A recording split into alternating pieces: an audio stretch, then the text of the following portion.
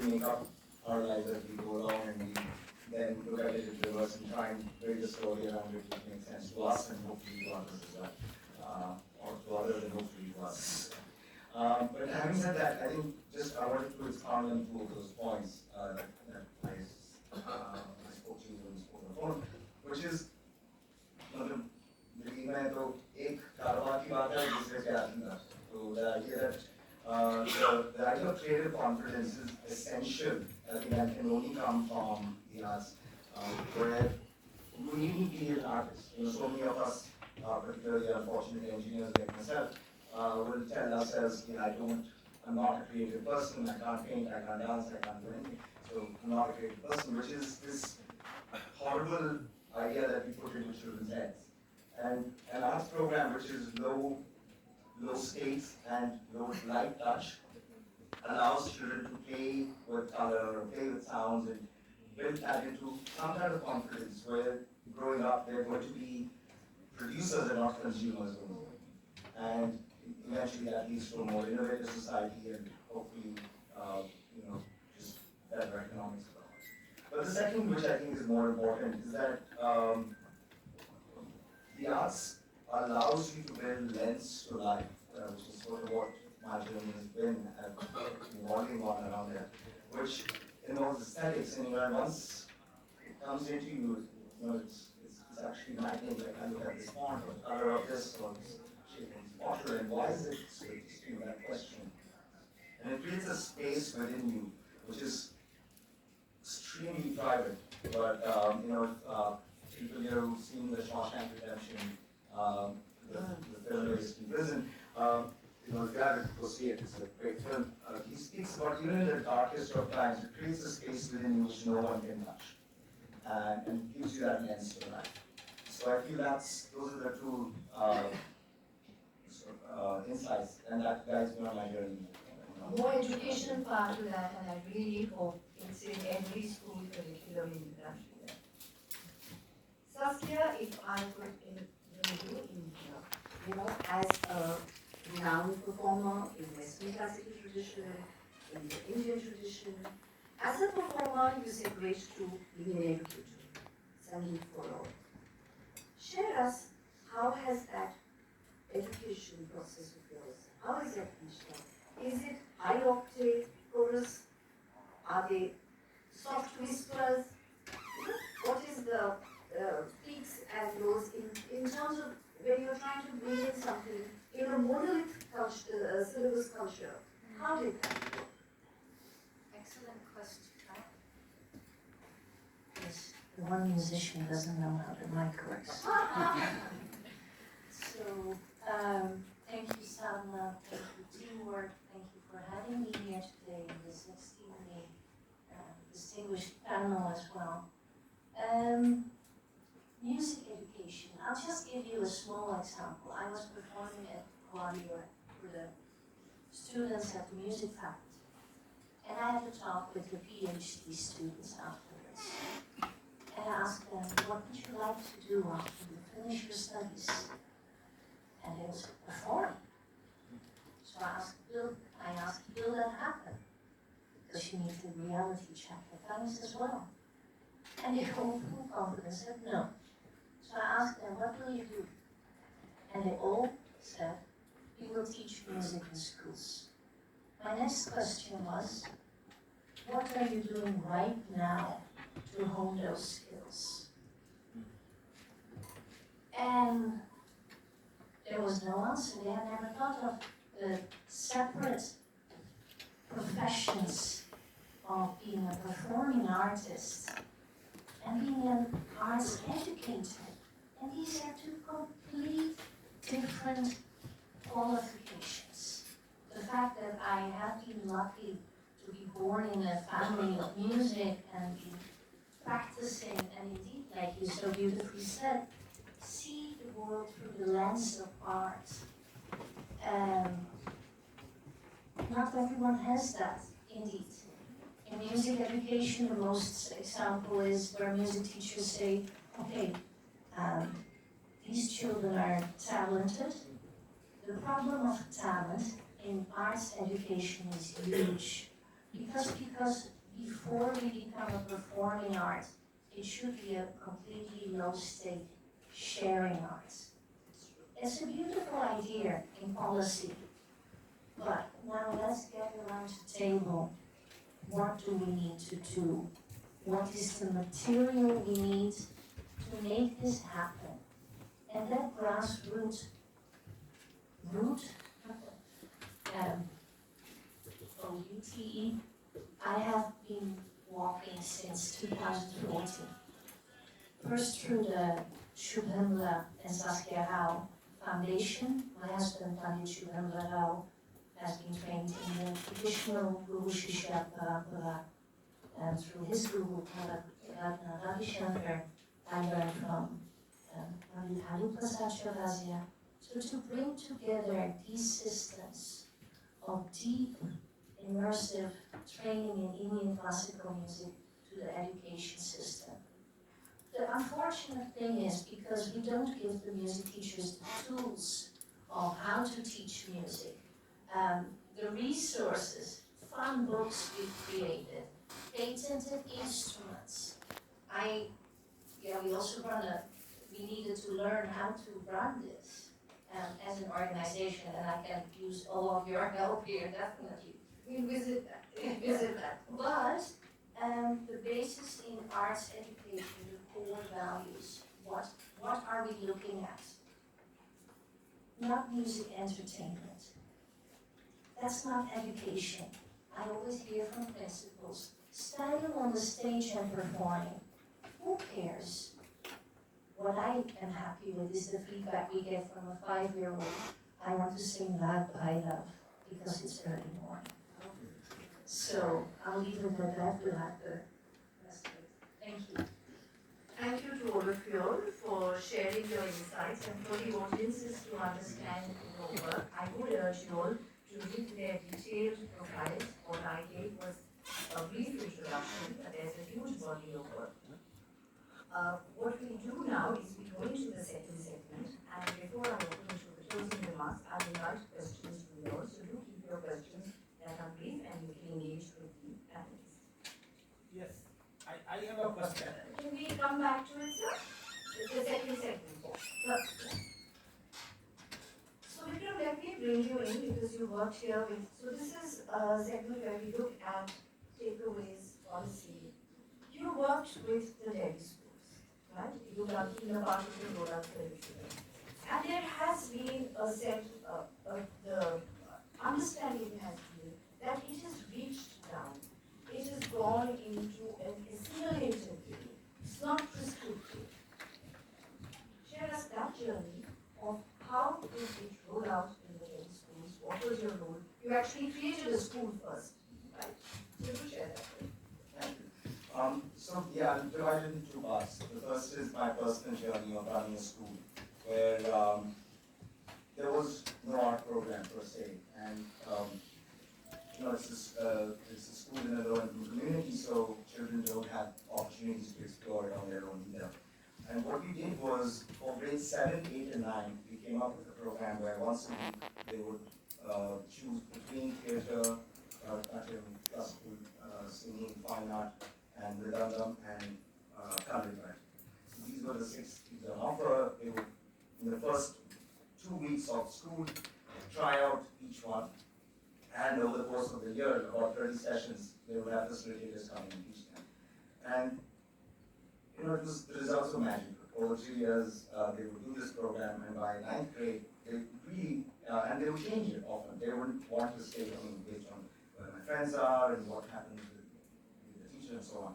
But as a principal of the school, the real outcome for me was that the naughtiest boys quieted down, right? So that was a great outcome for me as a principal, especially with the 11th class. So, one knows it works.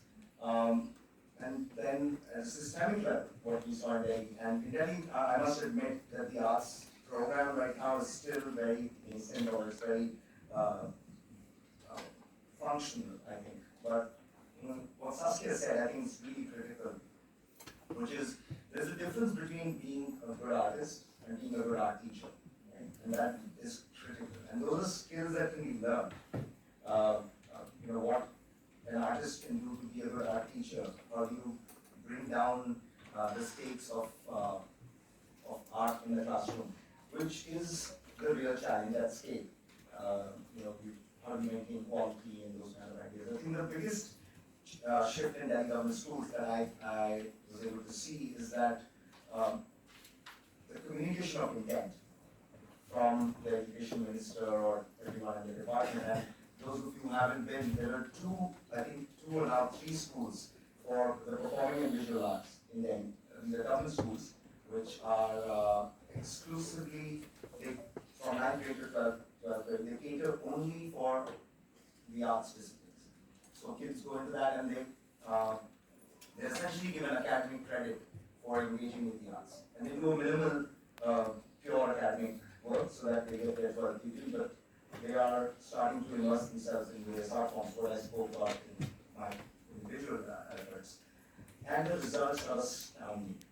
They have 2 showcases a year. One should happen around now or just happened, and the other one will happen in March when the school's end. And it will blow your mind what these kids are able to do. So I think that's sort of the arc of it. Just coming in from grades 1 to 8, if I would get to be descriptive, just be very low stakes and have a scaffolding. But from grade 9, allow children to specialize and read and express themselves. I suppose stories like this is what really creates the feelings of education. Dr. Gupta, if I could bring you in, the World University of Design is a very compelling example. The wish for India would be 100 such universities. So is the time right? Is there, with the new education policy coming out, is it reset time? Is it critical thinking time? How does the road ahead look in terms of this approach, what you mentioned, to the interdisciplinary learning systems? I give you 2 personal examples. Sure. Years back, I was in France on some assignment, and it was a long assignment. I took my kids there and wanted to put them into a school. The school I went to, she was in upper KG at that time, had all the French masters on the border of their schools. So immediately intrigued, I asked, why are these there? He said, no, they must know about them. So came back thinking that they must be asked, and that's why they must be there for decoration or whatever. But I was very happy to know that my kid was being taught about those masters. So the sensibilities were being built in from that. Another example I gave you is that when I was doing my bachelor's from IIT, and I got the right side of my brain got too, and I got them to, I wrote to them that why don't we introduce design into the engineering? Because if you have to build something, then the two must work together. That's my belief in them. It went up to the IIT Senate. It was discussed at various levels. But then the wise man, again, engineers there, thought, time is not right, maybe sometime later. 30 years hence, in the last decade also, I've been part of many discussions at IIT Senate, where design was proposed to be built in and integrated. But then again, they took the easy way out of introducing a separate design course and not integrating the design into the engineering. So I think when we're talking about a systemic change, the first thing is to understand that we have to now, as a world has already moved from STEM to STEAM. If we always keep talking about STEM, it's not going to change. The way forward is STEAM. This is one. And the second thing is, if we want to move to STEAM, but the change has to happen in the minds of the parents of the new generation, not just the new generation. For their minds, still it has to be a level field. They think it is still a hobby kind of thing because it does not lead to a career. And one of the things which they talk about is that none of the, for example, competitive exams, UPSC, bank, they would include a BS or an MS or a BPA or this thing as a basic qualifying. Everything else is included. So which means we don't have a level. So on a systemic level, this is something which we need to do. The rest is the silos in our minds. And in our own minds, we would want to build exclusivities.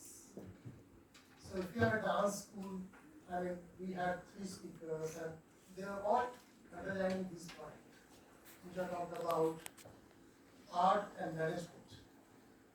They had problems, we need to get together, right? Because we talked about art in education, and SASKIA, you were talking about being an artist and being an art professional. They're 2 different things. The education has to be different. In COVID times, most people were able to work out within 6 months, 1 year, something for themselves, except performing artists. Because they were just artists. They were not art professionals. Had they been together with the technologies, with the management, they would have found something. So, this is the thinking behind the World University of Design. It's, by the way, in Sonipa, 5 years old. This is a new thinking that we are bringing in. We have performing arts, visual arts, along with design and management. And we try to work programs which work together, work fluent with each other. We call ourselves a campus without walls.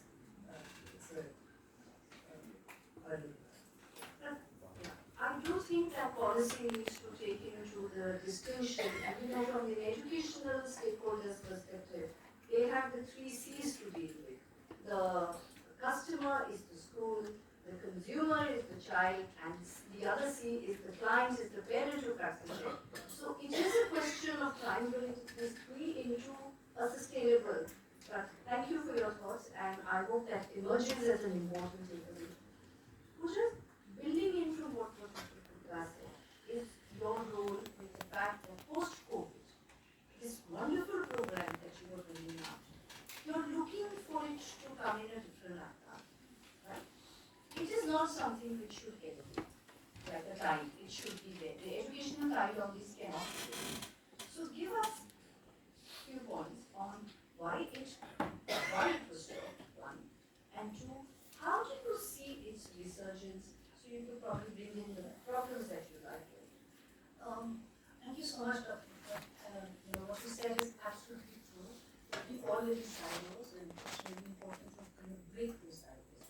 You also, and I think, mentioned the kind of mindsets. And really, the biggest challenge one had when I started class management is within the sector itself. People wanted to be artists. They wanted to be maybe, curators. But to be an arts manager, it's almost seen somewhere you were lonely. What is an arts manager? And I think that is to break that. And see, that is a very valid, important field, and a very valid profession.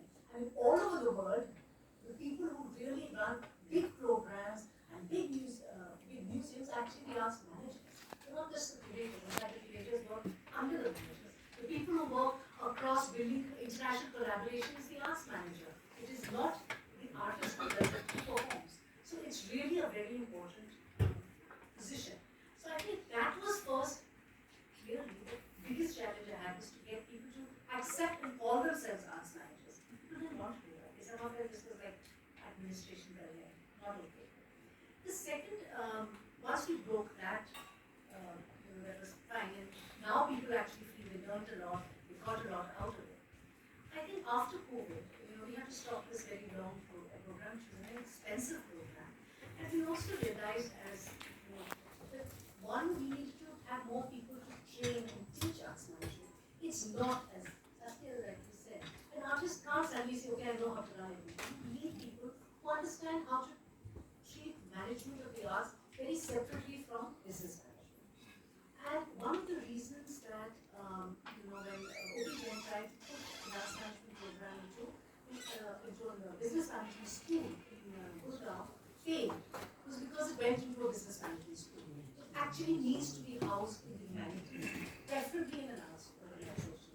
Because what we are hoping to do now is work with maybe private universities, and maybe I'm making a direct plea, which is the reason for collaborations is to actually institute an arts management program within artistic institutions, because somebody who does not necessarily want to be an artist, wants to work in the arts, needs but to know how the arts function.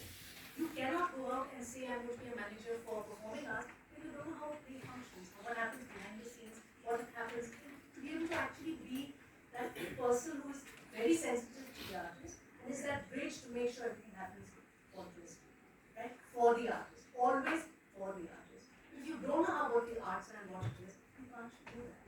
So I think we are hoping to work with and to institute a curriculum, which we're building very hard, for arts managers, and to put that and house it in the university, so that it can be an MA program, strictly an MA, not an undergrad, where people can go through and actually merge their interest in the arts, but also maybe management.